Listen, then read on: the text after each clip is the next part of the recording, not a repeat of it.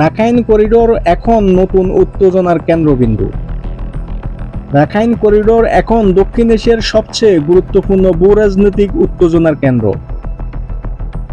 শুরুর দিকে এটি ছিল শুধু একটি মানবিক করিডোর, ত্রাণ পৌঁছানোর পথ, কিন্তু এখন এটি হয়ে উঠেছে কৌশলগত প্রতিদ্বন্দ্বিতার ময়দান।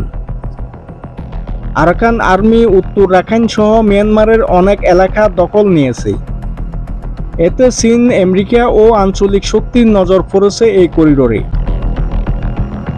চীন চাইছে এই করিডোর দিয়ে তাদের অর্থনৈতিক প্রকল্প বিস্তার করতে, আর আমেরিকা চাইছে চীনের প্রভাব ঠেকাতে।